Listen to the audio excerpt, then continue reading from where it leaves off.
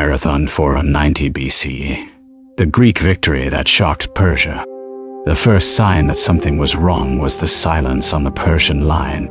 They had come to Marathon with confidence, banners bright in the sea wind. But when our men stepped forward, the plain seemed to hold its breath. I still remember the smell of that place before the fighting began. Salt from the sea, dry grass crushed under thousands of feet, horse sweat, leather warmed by the sun, and beneath all of it, the sour edge of fear that men try to hide from one another and cannot hide from themselves. We were at Marathon, on the wide plain in eastern Attica, far enough from Athens that the city felt like a memory and not a shield. The ground there was open, hard in places and muddy in others near the marshes, with low hills rising at the edges like walls that had been worn down by time. If you stood still and listened, you could hear the gulls from the coast, the shifting of armor, and the restless sound of men pretending to be calm. I was no great man, just one among the hoplites of Athens, with a bronze helmet that pinched my temples, a shield heavy enough to numb the left arm after an hour, and a spear I kept checking even when I knew it was sound. I had trained, like the others, but training is a different thing from waiting for a foreign empire to decide whether your city will exist tomorrow. We had all heard what the Persians had done. First, they had crossed from Asia into our world and pushed their power across cities and islands that many of us had only heard of in stories. Then they had gone after Eretria on Euboea. Eretria had fallen, and the news came back like a cold draught through every house in Athens. Men stopped speaking in the markets. Women watched the roads. Even the loudest men began to count walls, ships, and spears. The Persians were not a rumor anymore. They were real, and they were close. Their force had landed at Marathon after the sack of Eretria, and the name itself began to carry weight in our mouths. Marathon Tai. A plain. A place where an army could spread out and breathe. A place where cavalry could move. A place where the enemy would not have to climb a rocky hillside or choke itself in narrow streets. They chose it for a reason, and we all knew it. Some among us still believed Sparta would come in time. Athens had sent for aid, and messengers had gone south asking the Spartans to march. But the Spartans delayed, saying their religious observances kept them from moving at once. Whether that delay came from piety, custom, or something else, it mattered little to us standing there with our shields on our arms and the sea at our backs. We had asked for help. It was not coming yet, so we held the line ourselves. Miltiades was the man who seemed to carry our fear and turn it into purpose. He was no king, no god, just a commander who understood that if we gave the Persians time, they might march on Athens at their pleasure. He spoke with the certainty of a man who had seen too much to flatter himself with hope. I remember his face best not when he was shouting, but when he was quiet, looking over the plain as if he were measuring a storm. Around him were the other generals and the men of Athens who argued, weighed, and hesitated. There was no easy decision. We were outnumbered, though no one could say by how much. Some would later speak of tens of thousands on the Persian side, others far fewer. On our side, too, the numbers were uncertain. And in that uncertainty, I found no comfort. It was enough to know they were many, we were fewer. And the distance between those facts and death could not be counted precisely. And with us stood the Plataeans. I had seen some of them before. Smaller city, smaller force, but men with the same bronze glint in their eyes as ours. Their coming mattered more than the numbers alone. It told us we were not entirely alone in this. Plataea, when it mattered most, had chosen to stand with Athens. In war, such choices are remembered long after speeches are forgotten. We waited at Marathon because we had to make the Persian army fight there, or risk seeing them sail around us toward the city. If they reached Athens while we stood idle, Our homes would be at their mercy. If they stayed at Marathon, we might force a battle on ground we could at least understand. That was the hope. Not a grand hope. A hard one. The days before the battle were full of movement, but no true rest. Men sharpened spearheads, checked strap buckles, tightened helmet linings, and stared toward the enemy camp. Smoke rose from their fires. We could hear horses sometimes, and voices carried on the wind in a language most of us did not know. Their camp lay across the plain like a dark wound. Their ships lined the shore, long and thin against the water, ready to take them wherever their commanders chose. I remember the strangeness of seeing such a host at once. Not just soldiers, but the machinery of empire. Men from different lands, different clothes, different weapons. Some light-armed, some archers, some riders. They moved with the confidence of people who believed the world would step aside. They had already crushed Eretria. Why should Athens be any different? That thought haunted me more than any sword. Then came the day itself. Morning at Marathon began pale and sharp. The light crawled over the hills and caught on the metal rims of our shields. The air was cool enough at first to make every breath feel clean. Then the sun rose higher, and the bronze began to warm. Sweat gathered under my helmet and trickled down my neck. My mouth dried until every swallow felt like sand. We formed in line. I took my place shoulder to shoulder with the men beside me. There is comfort in a wall of shields when it is your own wall. You can feel the press of the man to your right, the steady weight of the man to your left, and for a little while you can fool yourself into thinking you are one body instead of many frightened ones. Miltiades had arranged us in a way that seemed strange at first. Our center was thinner, our wings stronger.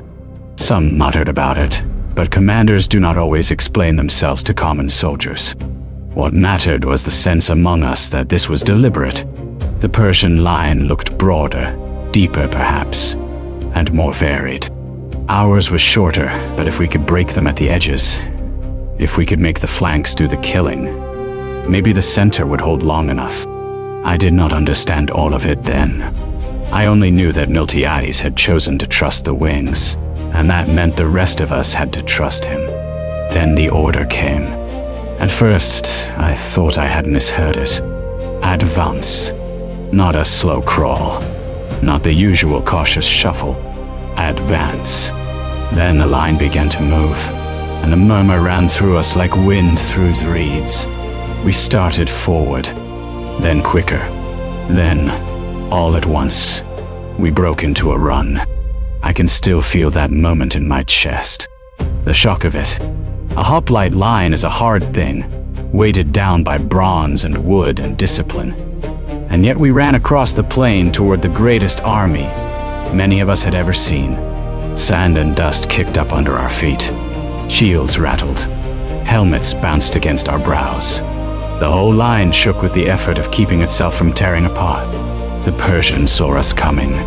I know they did, because I saw the change in their posture. Men who had been still began to stir. Archers raised their bows. Others shouted. Their lines seemed to brace, and for the smallest instant I thought, this is where we die. On this open ground, in a rain of arrows before we ever reached them. But the arrows did not stop us the way I had feared. They hissed through the air. Some struck shields. Some clattered off helmets. Some found flesh. I saw one man in our line jerk backward and vanish beneath the press of those behind him. I never knew his name. Another stumbled with a shaft in his thigh and was dragged onward by the momentum of the men around him. Then we hit them. There is no clean way to describe that first crash. It was wood striking wood, bronze against bronze, spears snapping, shields driving into ribs, men shouting in tongues I could not understand, and men from my own city screaming from effort, rage, pain, and fear all at once. The Persian front was not like ours. Their shields were lighter, their armor less heavy. They fought with courage, but our wall was a different thing once we closed with them. We did not want distance. We wanted contact. We wanted the press of bodies, the shock of shield against chest, the reach of the spear at arm's length, the narrow space where courage and strength matter more than arrows. I thrust once and felt the spear sink into something soft beneath a man's arm. He looked at me in disbelief more than pain. I pulled back, and the shaft came free, wet and slick. Then someone struck my shield with such force that my shoulder nearly gave way. My ears rang. Dust and sweat mixed into a bitter paste on my lips. The center of our line bent. I remember that clearly. It did not break, but it gave ground. For a terrible few moments, I thought the whole battle was slipping away from us. The noise was so loud that I could no longer tell where one command ended and another began. Men were yelling for water, for gods, for their brothers, for mercy. The world narrowed to the edge of my shield in the next breath. And then, something changed. Our wings were doing what Miltiades had intended. On the outer edges, where our line was thicker and firmer, we began to push through. The Persians there were less able to hold. Their front line wavered. I saw our men drive forward in a sudden surge. Shields locked tight, spears stabbing from above and below. One Persian fell backward into the sand. Another tried to step around him and was struck in the throat. A third turned to run. Once a line begins to fail, fear spreads quicker than any order. We felt it before we fully understood it. The pressure against our center lessened. Men shouted that the enemy was giving way. Someone to my left laughed in a wild, unbelieving voice. Then the whole line seemed to lean forward all at once, as if the earth itself were pulling the Persians back toward the sea. I remember chasing them, though chasing is too clean a word for it. It was more like stumbling through broken bodies, torn shields, and trampled dust while trying not to lose the shield wall entirely. The ground became uneven. Blood made some patches slick. The air thickened with sweat and grit. Our breath came in harsh, animal gasps. Ahead of us, the Persian troops were no longer a single force, but pieces of one, fleeing toward their ships or trying to regroup and finding only panic. In that moment, I understood that the battle had turned, and the understanding came like a blow. We had not simply survived. We were winning. It was hard to believe even while it happened.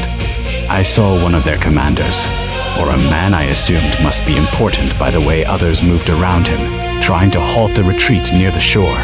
He shouted, gestured, and struck at men who were already beyond listening. The ships loomed close now, their hulls dark against the water. Some Persians plunged toward them. Some slipped in the mud near the shallows. Others turned and tried to fight from desperation rather than hope. We followed as far as we could. The shore was a confusion of splashing feet, broken spear shafts, and men scrambling into boats. The sea itself seemed to recoil from the violence. I remember the sound of oars being shoved out, the thud of bodies hitting planks, and the cries of men who had looked at Greece as if it were a place that could be measured and taken, and had now found the earth under their feet refusing them. Some of our men fell in pursuit. A few reached too far and were cut down at the water's edge. I saw one grasp a Persian ship's prow and then disappear in the crush as the vessel pulled free. It was not a slaughter without cost. Victory never is. The ground behind us was marked by the men who would not stand again. But the Persians withdrew. That fact hit me more strongly than any wound. The great force that had come to Marathon, that had landed with the confidence of empire, was now retreating to its ships. The sea that had brought them would carry them away. We had held them. Better than that, we had driven them back. When the fighting eased, it did not end with a trumpet or a single command. It faded in pieces. Men kept looking over their shoulders as if expecting another wave of attackers. Some collapsed where they stood. Others wandered with blank faces, blood on their arms and dust in their mouths. The plain that had seemed so open in the morning was now covered with bodies, dropped shields, torn cloaks, broken weapons, and little pools of darkening red in the grass. I remember kneeling at one point, not because I chose to, but because my legs no longer held me properly. My shield felt like a stone slab. My spear was split. My hands shook so badly I could barely unlace the strap under my chin. Around me, men laughed, cried, prayed, or simply stared. Then came the realization that the battle had done more than save us for the moment.